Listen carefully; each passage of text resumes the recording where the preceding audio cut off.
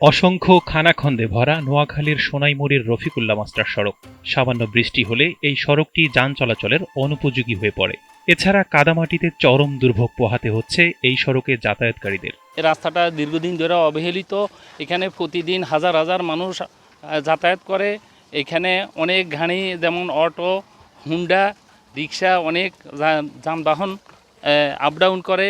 এরা অনেক সপ্তাহে অন্তত 2-1টা অ্যাক্সিডেন্ট আমরা নিজের চোখে দেখি। কোনো গাড়ি ঘোড়া চলতে পারে না, মানুষ অ্যাক্সিডেন্ট হয়, কাইতেই পড়ে, বহুত সমস্যা। এবং স্কুলে কলেজে ছাত্রছাত্রীরা যাইতে পারে না, অনেকক্ষণ লেট হয়ে যায়। দীর্ঘদিন ধরে সংস্কার হয়নি সড়কটি, ফলে 2 থেকে 3 কিলোমিটারের রাস্তাটি এখন এলাকাবাসীর বিস্ফোরা। বিগত সরকারের সময় তো হয়ইনি, গেল 1 বছরেও সড়ক সংস্কারের কোনো উদ্যোগ না থাকায় এলাকাবাসীর মাঝে সৃষ্টি হয়েছে হতাশা। দীর্ঘদিন থেকে এই রাস্তার দুরবস্থার কারণে মানুষ বাজারে আসা যাওয়া তো কঠিন হয়ে গেছে, কিন্তু এই অসুস্থ যারা হয়ে যায়, একবারই স্ট্রোক করে বা কোনো গর্ভধারিণী মা, এই রাস্তাতে গাড়ি করে যানবাহনে করে যাওয়া সম্ভব হয় না। যদি কোনো রোগ অসুস্থ হয়ে পড়ে তাহলে তাকে যে হাসপাতালে নিবে তার কোনো ব্যবস্থা করা সম্ভব হয় না, যেহেতু রাস্তাটি খুবই বেহাল অবস্থায় পড়ে আছে। বিষয়টি নিয়ে উপজেলা প্রকৌশলী জানালেন, বন্যার কারণে সড়কটি ক্ষতিগ্রস্ত হয়েছে।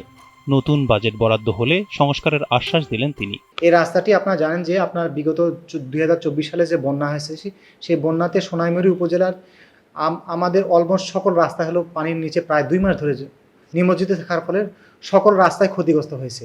আমরা বন্যার অন্তর্বর্তীকালে সরকারের আপনার নির্দেশনায় আপনার দেখা গেল যে এখানে আমরা কিছু ফ্লাড প্রজেক্ট থেকে মেনটেন্যান্সের প্রাথমিক তালিকা আমরা পাঠিয়েছি।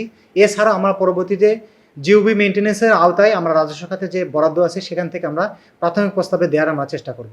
এলাকাবাসীর ভোগান্তির কথা মাথায় রেখে দ্রুত সড়ক সংস্কারের উদ্যোগ নেওয়া হবে, এমন প্রত্যাশা সবার।